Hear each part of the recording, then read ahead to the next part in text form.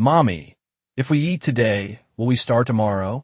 Her voice was so small, almost disappeared under the hum of the old refrigerator, the kind that rattled like it was holding on by a thread. I didn't answer right away. I couldn't.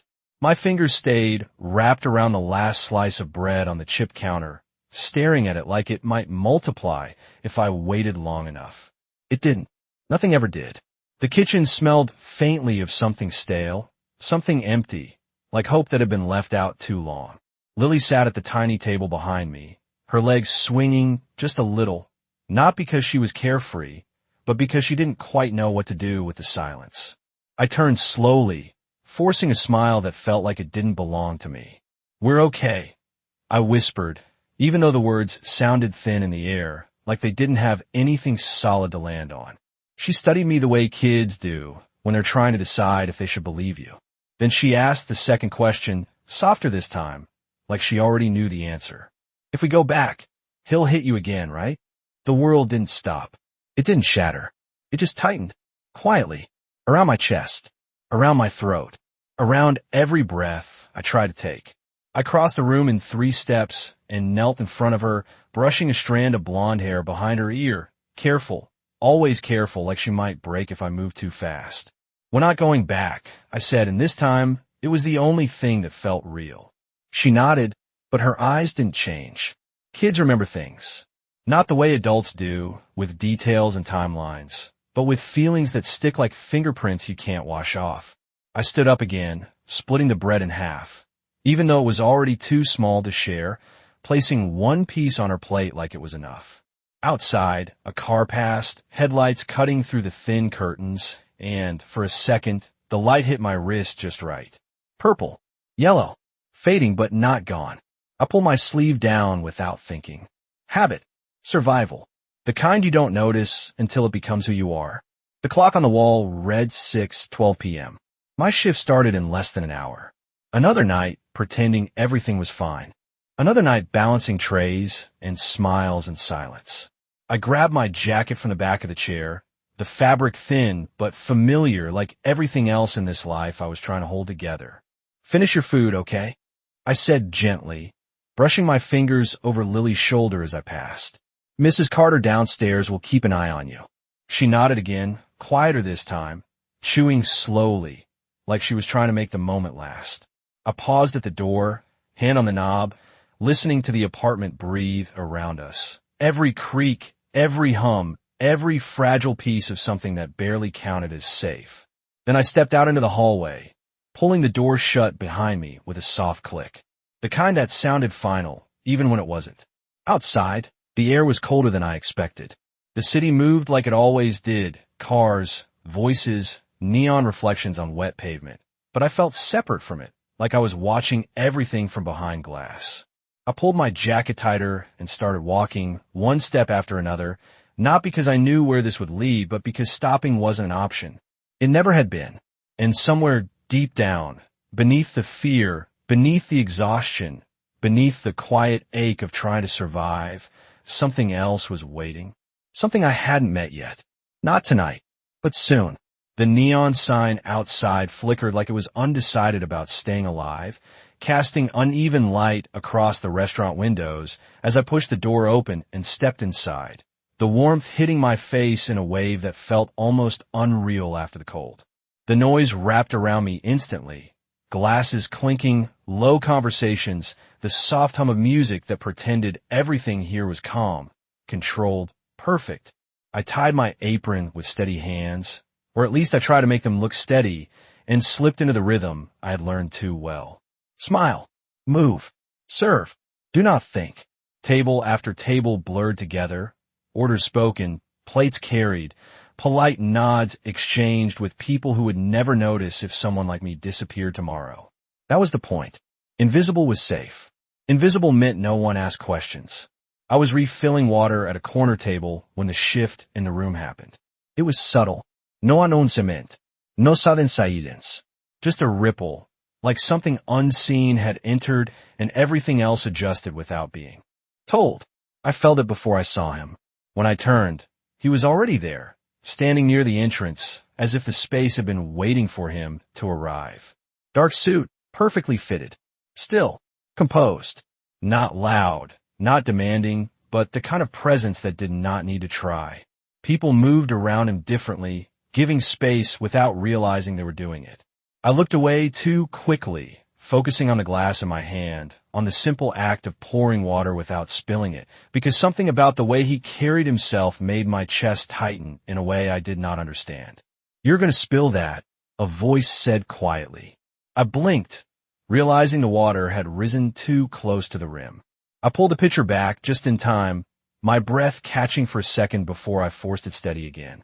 "Sorry," I murmured, setting the glass down and stepping back, but my hand brushed the edge of the table, just enough to shift the tray I was holding. One glass tipped, then another. Time slowed in that strange way it does right before something goes wrong. I reached out, trying to catch them, but my sleeve slid back instead. Just enough. Just long enough. I saw it in his eyes before I even looked down. Not curiosity. Not surprise. Recognition. The kind that settles deep and does not move. I pulled my sleeve down immediately, too fast, pretending nothing had happened, pretending I had not just shown a piece of something I kept hidden. "I am fine," I said before he could speak, even though he had not asked anything yet. My voice sounded smaller than I wanted it to. He did not respond right away. I felt his gaze, steady, measuring, like he was reading something written beneath the surface.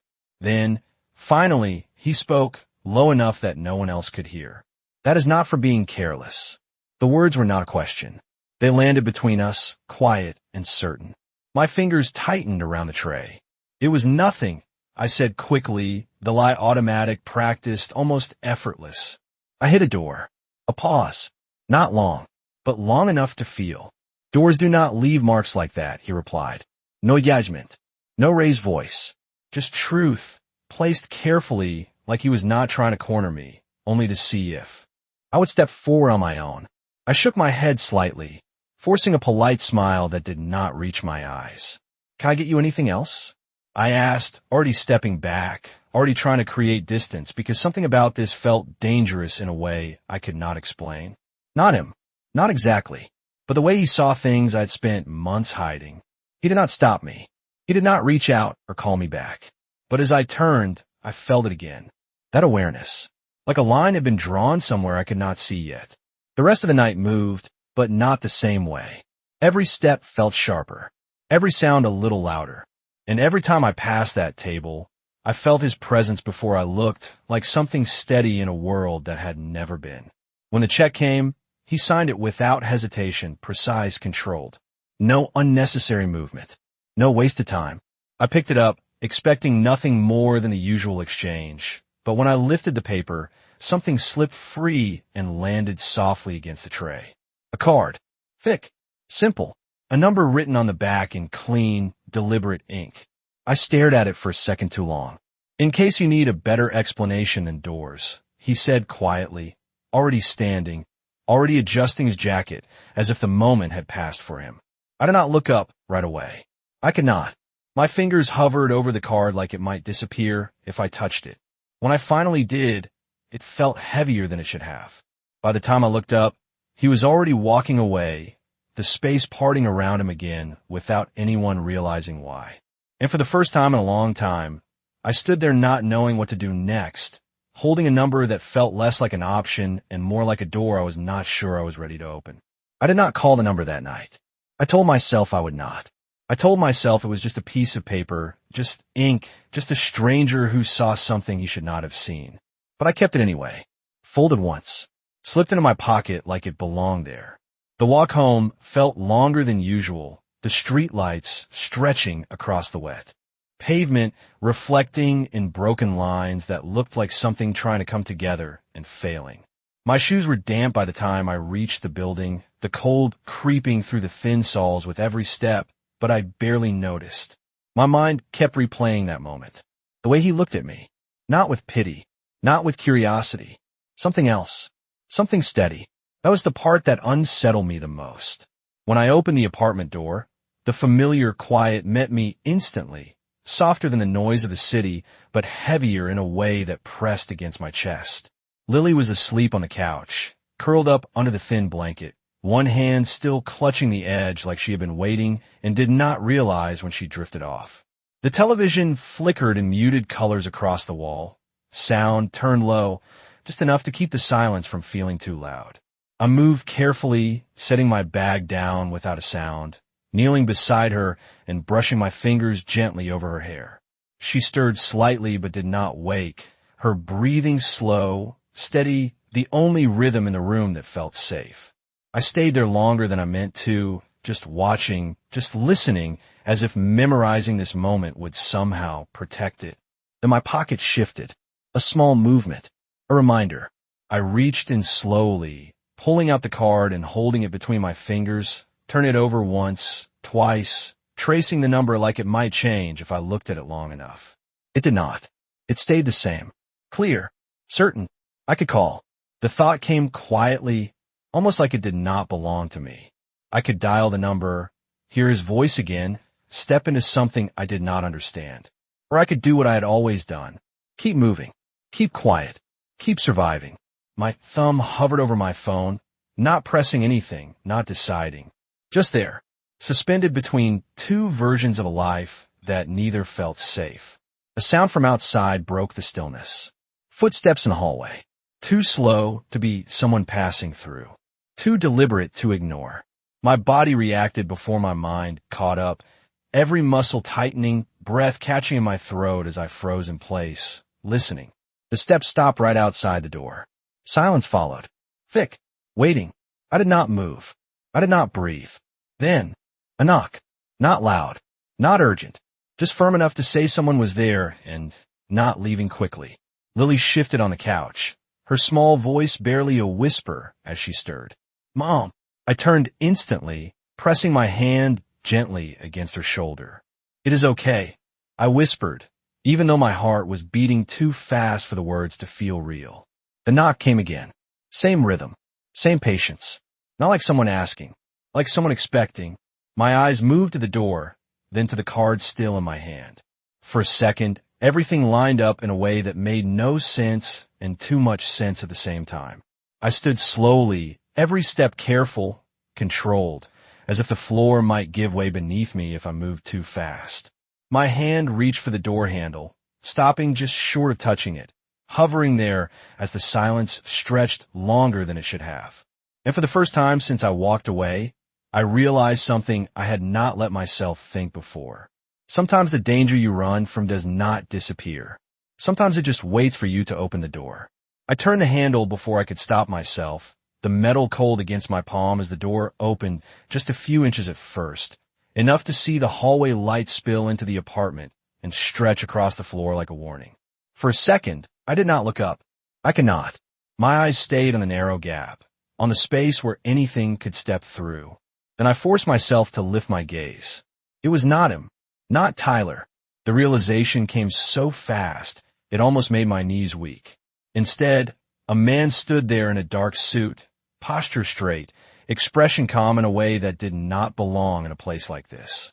He did not look surprised to see me. He did not look impatient either. Just certain.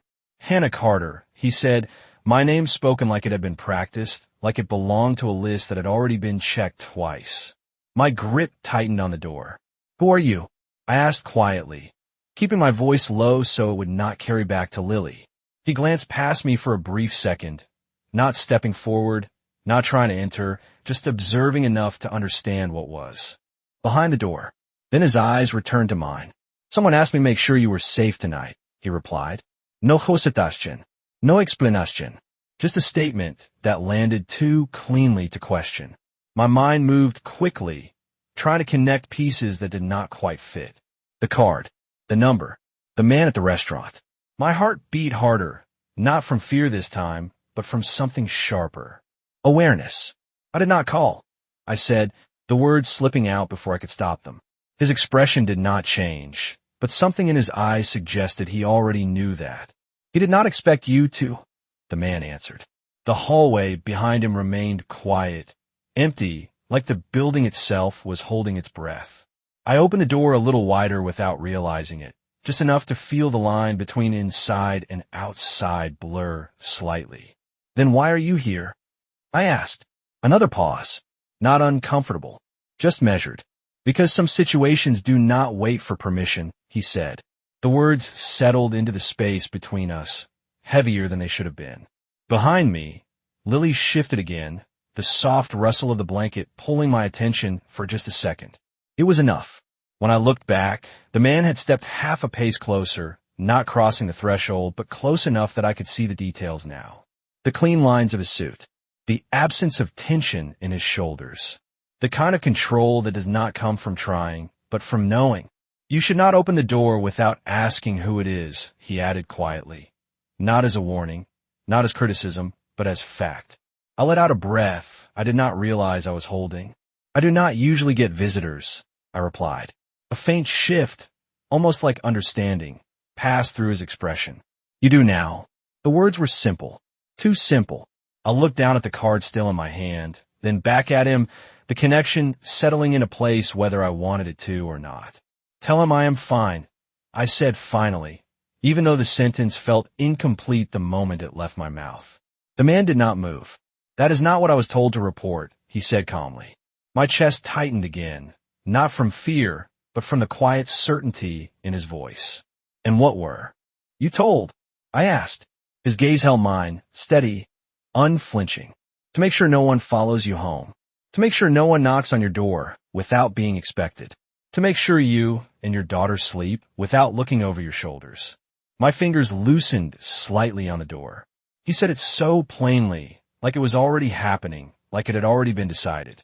I glanced back toward Lily, still curled on the couch, still small, still trusting the world to stay quiet while she slept. When I turned back, the man had already taken a step away, creating distance again as if the moment had reached its limit. Good night, Miss Carter, he said, inclining his head just enough to be respectful, not enough to be submissive. Then he turned and walked down the hallway, his footsteps fading into the building's silence without urgency, without doubt. I stood there for a long second, the door still open, the cool air from the hallway brushing against my skin. Then I closed it slowly, the click softer this time, but somehow more final. The apartment felt different when I turned around. Not safer. Not yet, but not as fragile as it had been before. I looked down at the card in my hand one more time. The number no longer just ink, no longer just a possibility. It felt like something had already begun, and I was no longer standing outside of it. I did not sleep that night. I lay on the couch beside Lily, one hand resting lightly on her back, feeling the steady rise and fall of her breathing like it was the only thing anchoring me to something real. Every small sound in the apartment felt louder than it should have been. The refrigerator humming, the pipes behind the walls shifting, the faint creak of the building settling into itself.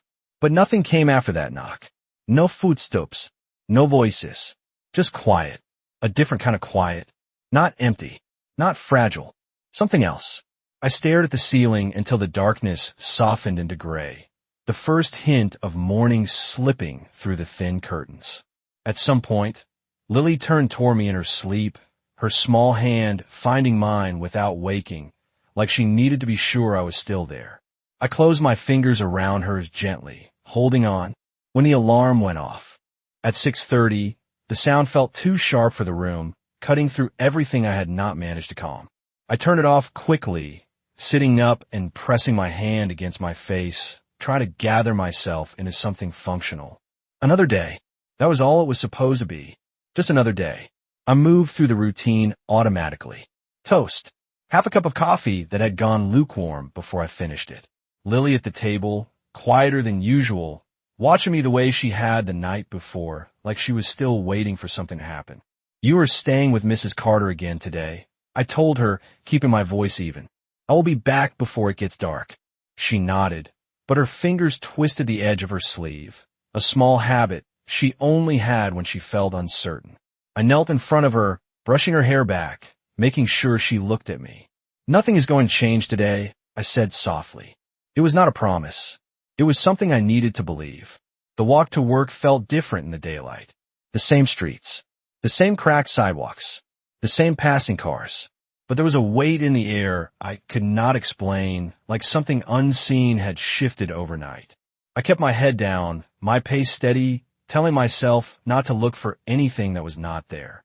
When I reached the restaurant, the doors opened to the same controlled environment as always. Clean lines, polished surfaces, conversations that stayed within safe boundaries. I tied my apron, stepped into place, and let the routine take over again. For a while it worked. Orders, plates, smiles, movement without thought. But it did not last. It never did.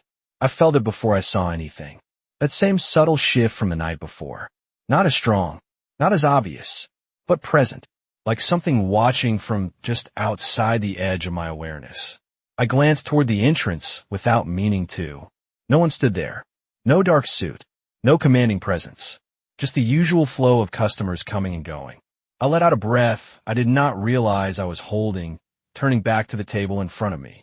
"You are distracted today," Maria said quietly as she passed by, her eyes flicking toward me with mild concern. I forced a small smile. "Just tired," I replied. She nodded, accepting the answer even if it was not the truth.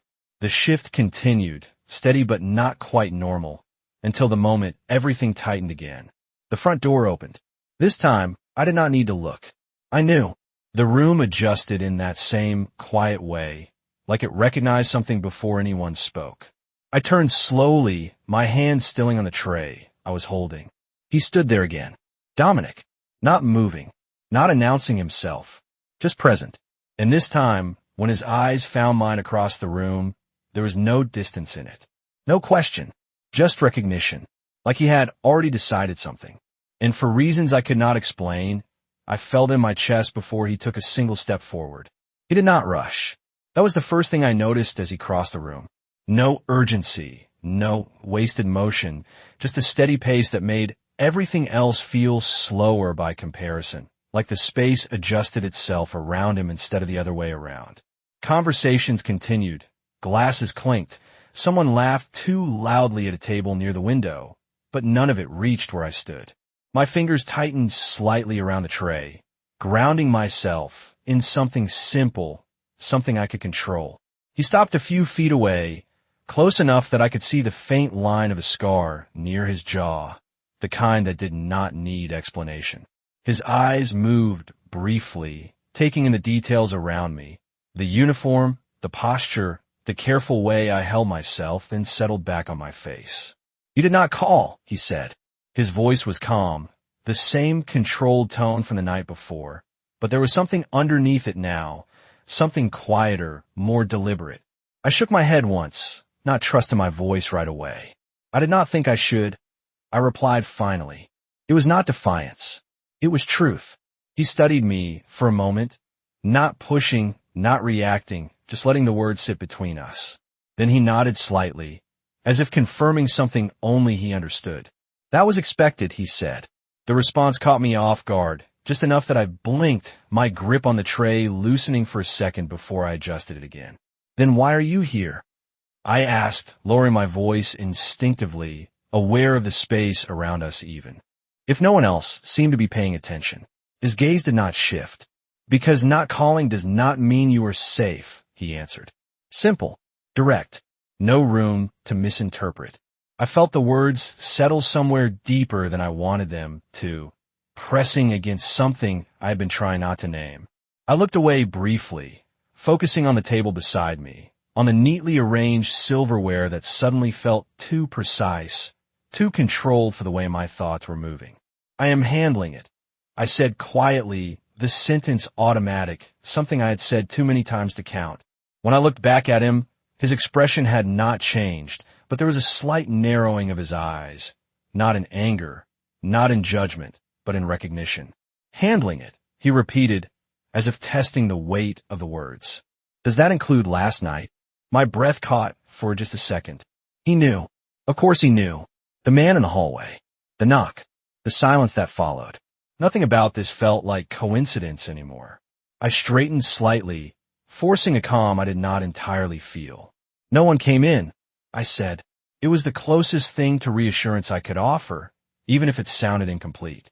"That was not the question," he replied, his tone unchanged, but sharper now in a way that made it clear he was not interested in partial answers. I hesitated, then let out a slow breath. Someone knocked, I admitted, but it was handled. His gaze held mine, steady, unblinking, as if weighing not just what I said, but how I said it. Then, after a moment, he gave a slight nod. Not approval, not relief, just acknowledgement. Good, he said. The word was quiet, but it carried more certainty than anything else in the room. A server passed behind me, brushing my shoulder lightly as she moved by, the contact grounding me back into the present.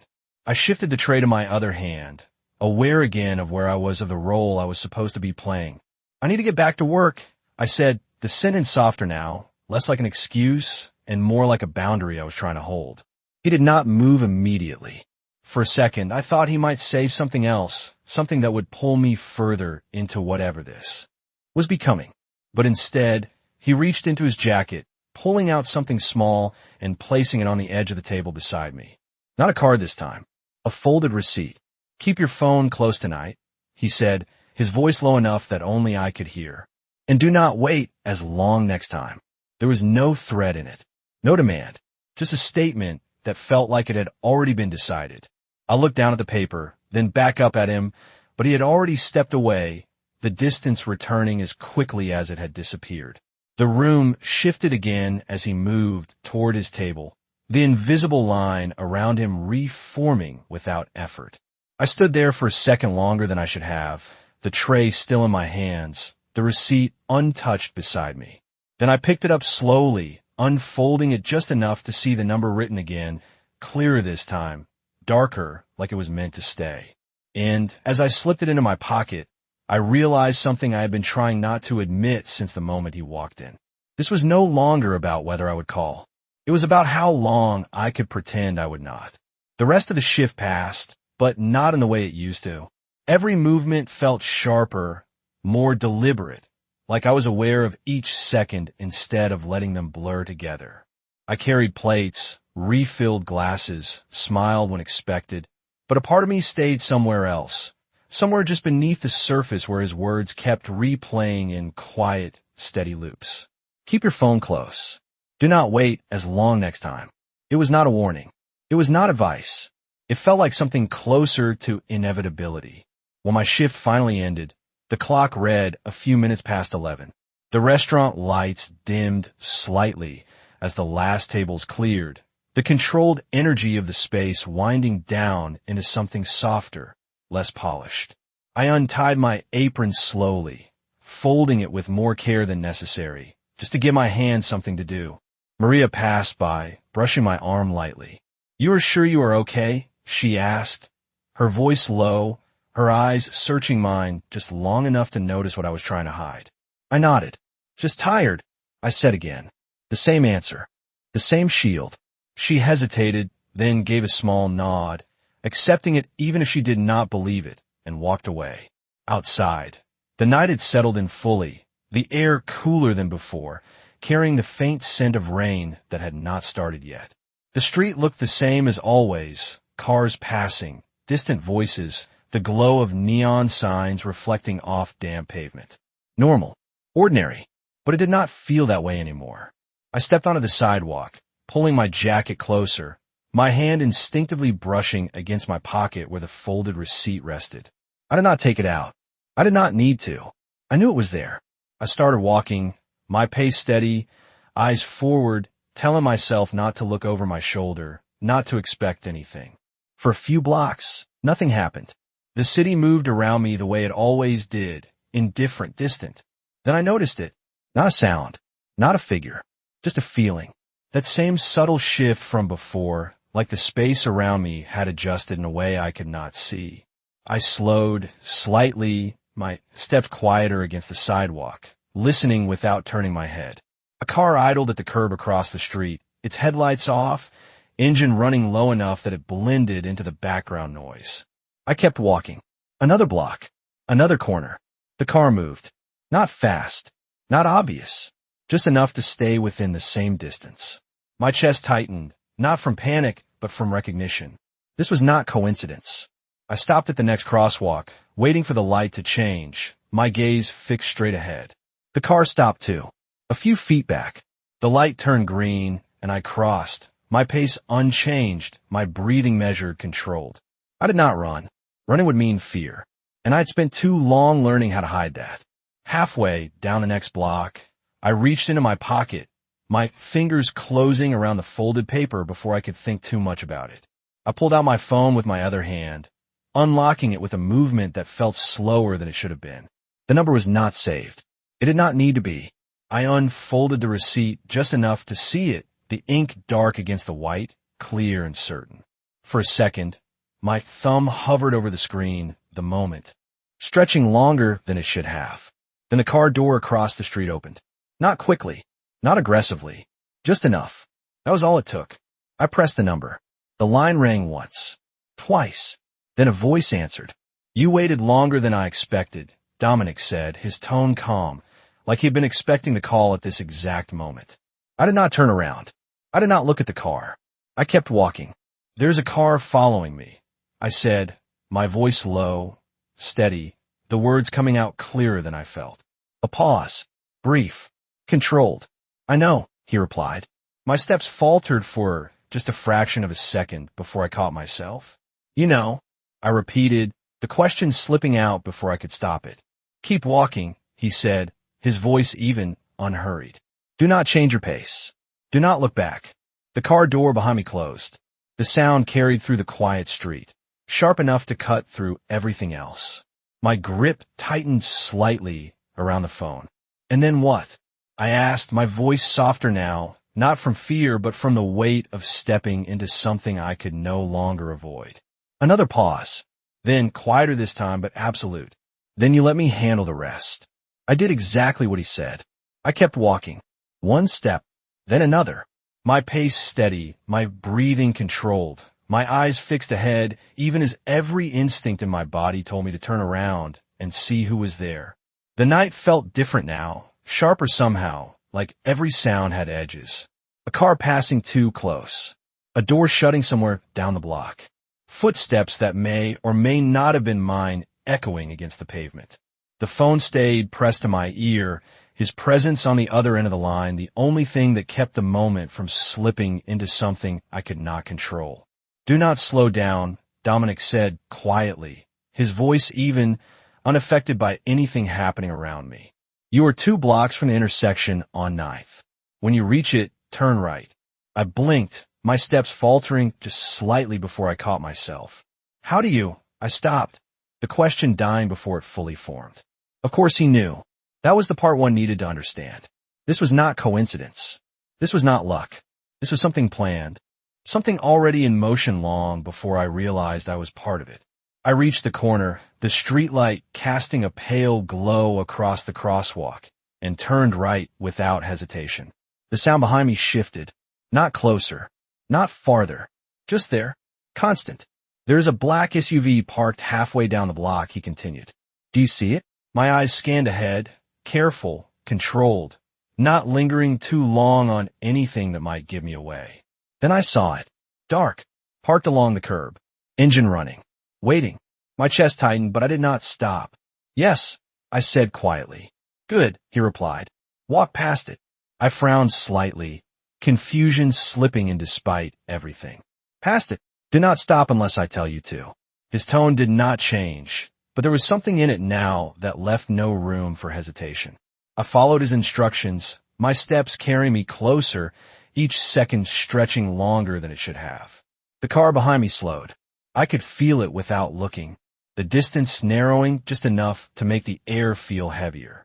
I passed the SUV, my eyes forward, my shoulders squared, pretending I belonged in this moment, pretending I was not aware of anything happening around me. Then the passenger door opened. Not suddenly, not forcefully, just open. "Now," Dominic said. I did not hesitate.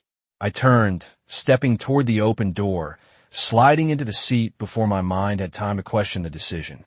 The door closed behind me with a solid, quiet sound that felt final in a way I could not explain. Inside, the air was warmer, controlled, the faint scent of leather and something clean replacing the cold edge of the night. I let out a breath I had been holding for too long, my hands still gripping the phone as I looked forward. The driver did not speak. He did not look at me. His hands rested loosely on the wheel, his posture relaxed but precise, like everything about him had already been decided. Outside, the other car slowed, then stopped. I did not see what happened next. I did not need to. "You are safe now," Dominic's voice said through the phone, quieter this time, closer, like the distance between us had shifted without either of us moving. I closed my eyes for just a second, the words settling into a place inside me. That had been tense for too long. "Where are you taking me?" I asked, my voice softer now, not from fear, but from the weight of everything changing at once. A brief pause. Then, steady as before. "Somewhere you can sleep without listening for footsteps." I opened my eyes again, looking out through the tinted window as the car began to move, the streetlights sliding past in long, blurred lines. The city outside kept going, unaware, unchanged. But inside the car, something had shifted. Not loud, not dramatic, just certain. I lowered the phone slowly, my fingers loosening around it as I realized something I had been trying to hold on to was already gone. I was no longer walking alone, and whether I was ready or not, I had already stepped into his world. The car moved smoothly through the city, the motion so steady it almost felt unreal after everything that had just happened. I sat back against the seat, my body still tense in ways I could not immediately release, my fingers resting loosely in my lap as if they had forgotten what it meant to hold on to something. The phone was still in my hand. The call ended at some point I did not remember, but his voice lingered anyway, echoing in the quiet space like it had not fully left. Safe. The word felt unfamiliar, like something I had heard before but never actually experienced. I turned my head slightly, watching the city pass through the tinted window, lights stretching into long lines, buildings rising and falling in a blur that made it impossible to focus on any one thing for too long. It was easier that way. Not focusing meant not questioning. Not questioning meant not realizing how far I had already stepped from the life I understood. "We will be there in 10 minutes, the driver said, his voice calm, neutral, breaking the silence without disrupting it. I glanced toward him briefly, noticing the way his hands rested on the wheel, steady, controlled, like nothing surprised him anymore. "Where exactly is there?"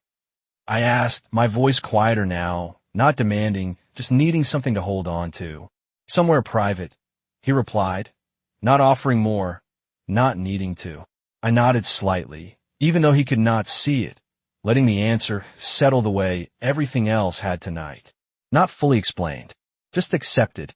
My thoughts shifted then, pulling me somewhere I had been trying not to go. Lily. The image came quickly, her small figure curled on the couch, her hand reaching for mine, even in her sleep. My chest tightened again, sharper this time, more immediate. "I need to go back," I said, the words coming out faster than I expected, the first real urgency breaking through the calm I had been holding together. The driver did not react right away. He did not slow down. He did not question me. "She is not alone," he said after a moment, his tone unchanged, as if he had been waiting for me to say it. I frowned slightly, confusion cutting through everything else. "What do you mean?" I asked. "Someone is already there," he replied. Simple, certain, the same way Dominic had spoken. My breath caught, not from fear this time, but from the realization settling into place piece by piece. "You mean he sent someone?" I asked, even though I already knew the answer. The driver glanced at me briefly through the rearview mirror, just enough for me to see the confirmation in his eyes. "No one reaches you without being seen," he said. The words were not meant to impress. They were not meant to reassure. They were just true. I leaned back slightly, my head resting against the seat as I let that sink in. Lily was not alone. She had not been alone. Not last night. Not tonight. The quiet in the apartment had not been empty. It had been guarded. The thought should have unsettled me. It should have made me question everything, the boundaries, the control, the fact that someone had stepped into my life without asking. But instead, something else surfaced first. Relief. Slow. Careful. Unfamiliar. I closed my eyes for a second, just long enough to feel it without overthinking it, then opened them again as the car slowed. The buildings around us had changed. Taller. Cleaner. The streets quieter, less crowded, like the city had pulled back just enough to make space for something different. The car turned once more, then came to a smooth stop in front of a building that did not need to announce itself. It stood there, solid, controlled, the kind of place that did not invite attention because it did not need it. The driver stepped out without a word, moving around to open my door. I hesitated for just a second, my hand resting on the edge of the seat, the moment stretching in a way that felt heavier than it should have. Then I stepped out. The air was cooler here, quieter. The noise of the city softened into something distant.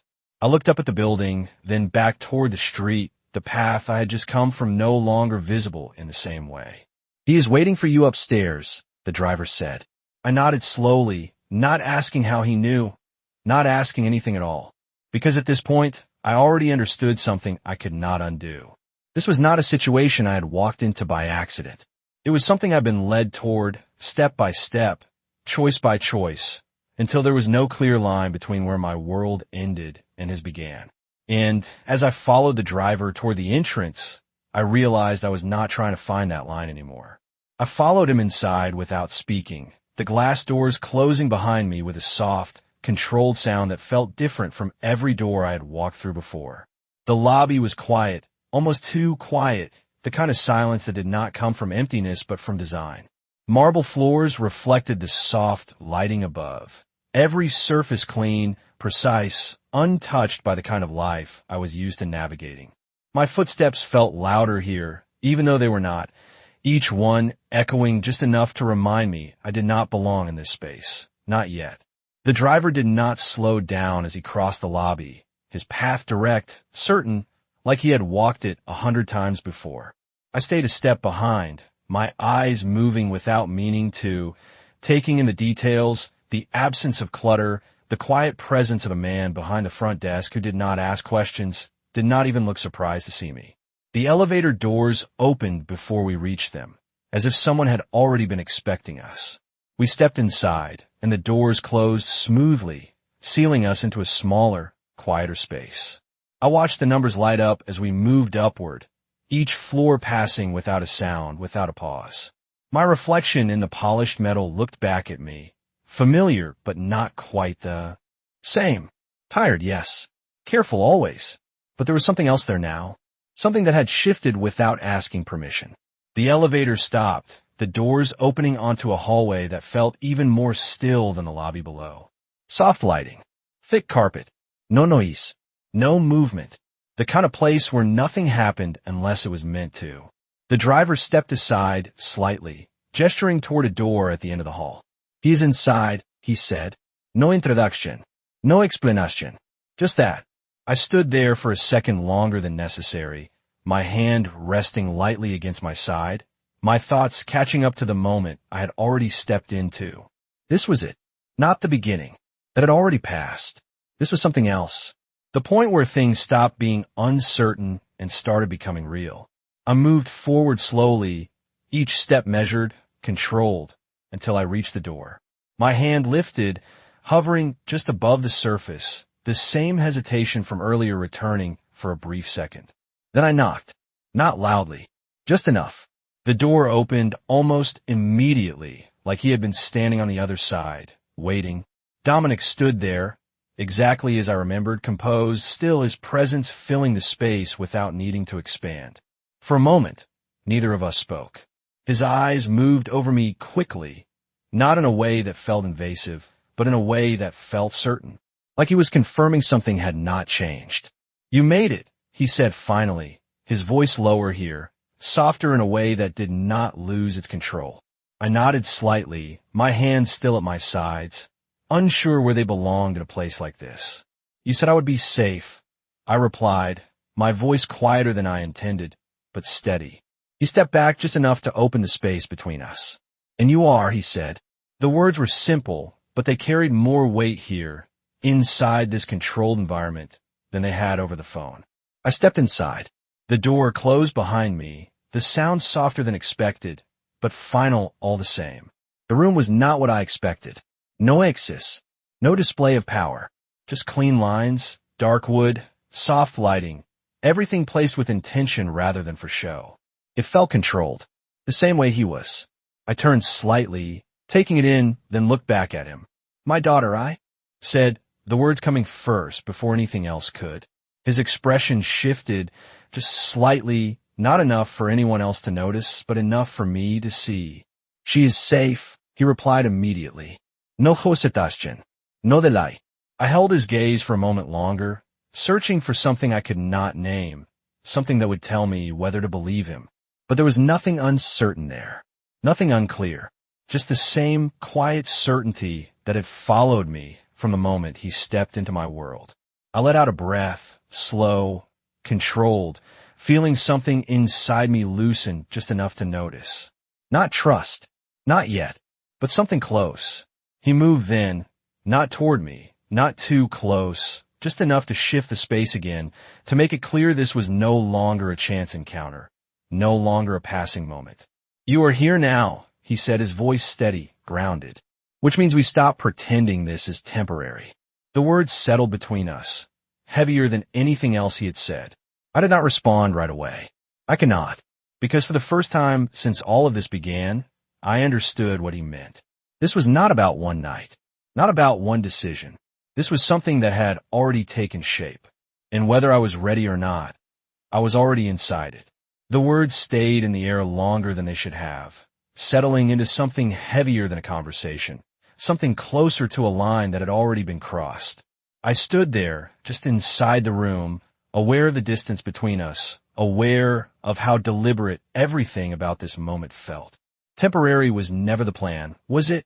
I asked quietly, my voice steadier than I expected. His gaze did not shift. No, he answered, simple, direct, like the truth did not need decoration.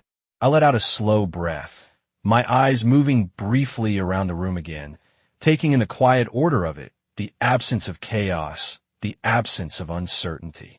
It felt like the opposite of everything I had been living in. And that contrast made something inside me tighten, not because it was wrong, but because it was unfamiliar. You made decisions for me, I said, turning back to him, the words careful, not accusing but not soft either. Before I agreed to anything. He did not react immediately. He stepped closer, not enough to invade the space, but enough to make the conversation feel more direct, more grounded.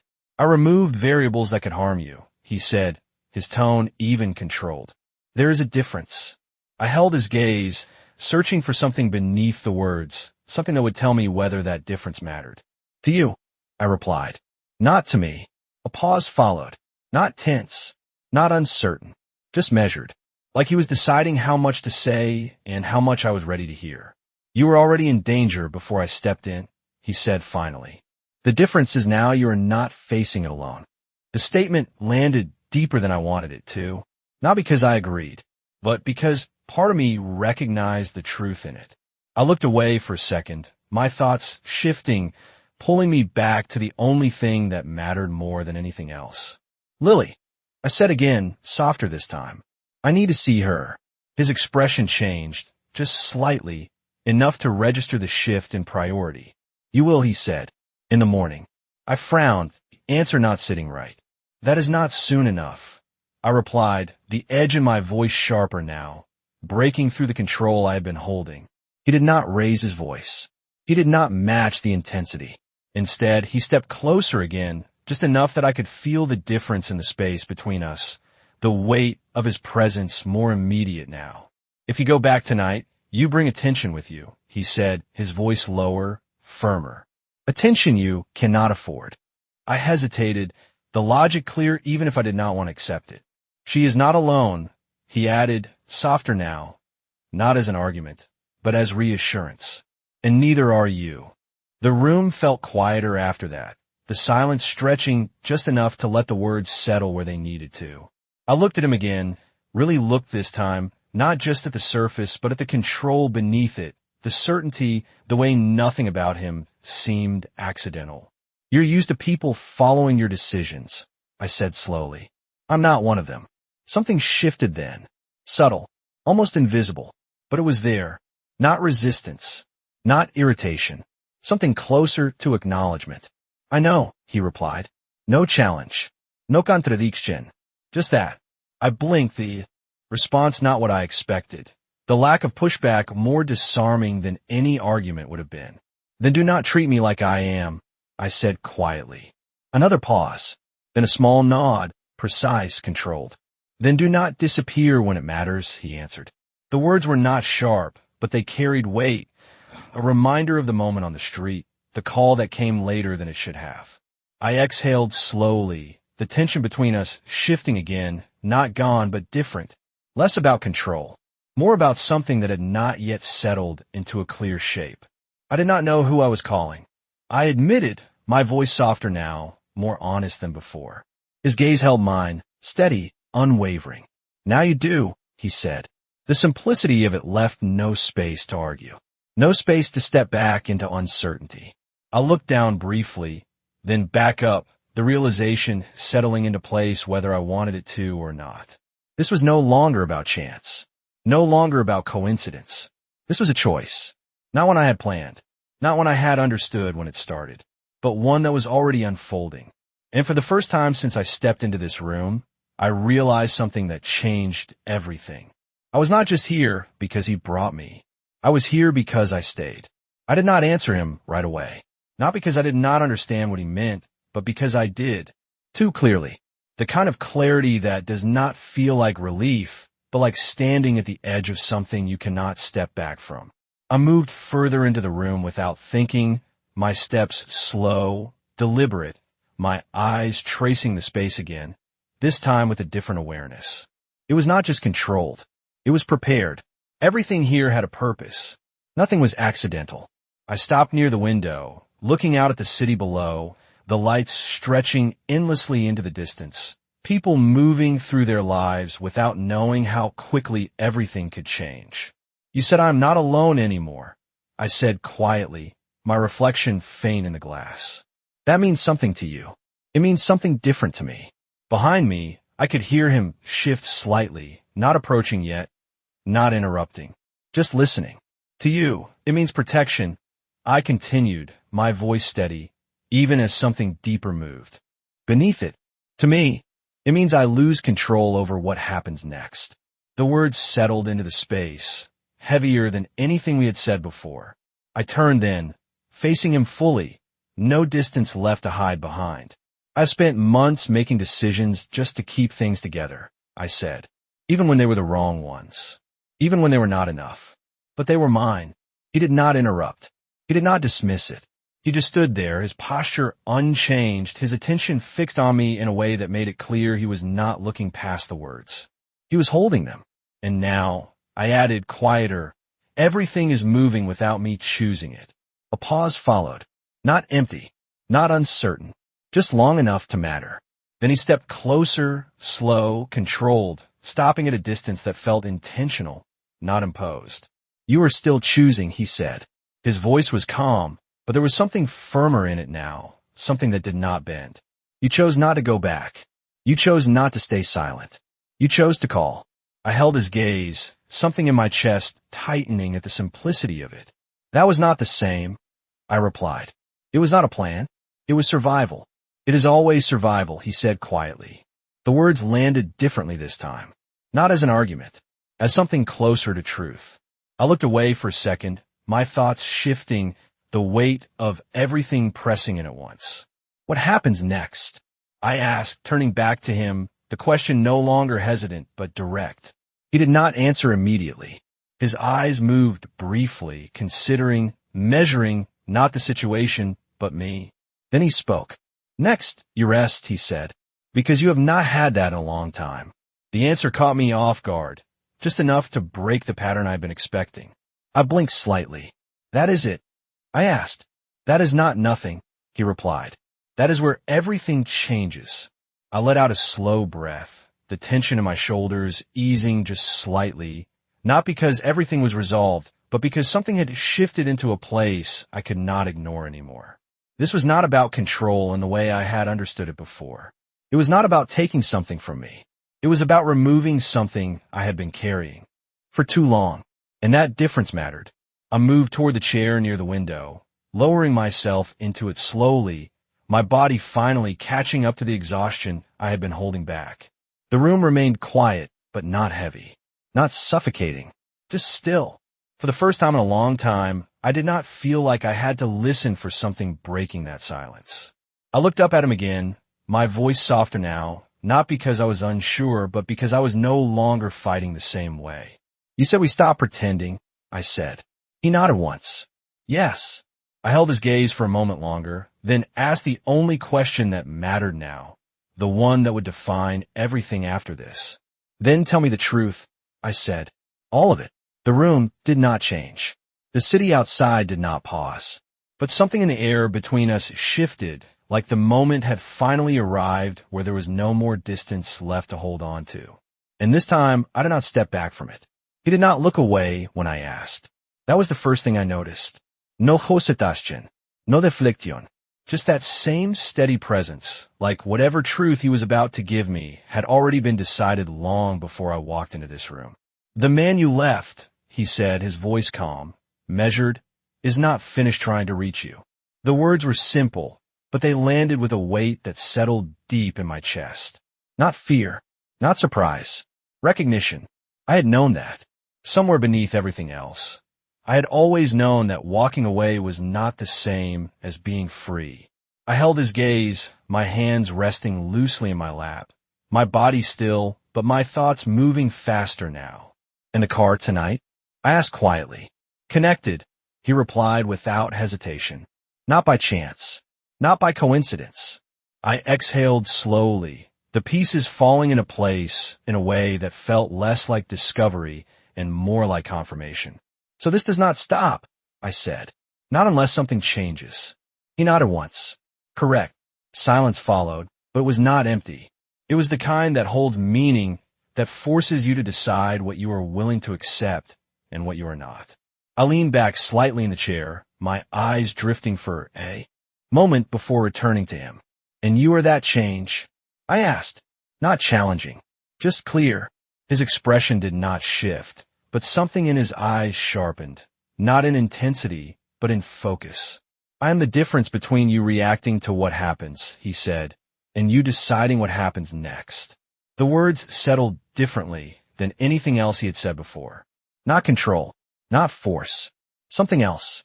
Something closer to direction. I studied him for a moment, really studied him, the way he stood, the way nothing about him felt uncertain, the way every word he chose carried intention. And what do you get from that? I asked, because nothing like this ever came without a reason. He did not answer immediately. For the first time, there was a pause that felt different. Not hesitation, consideration.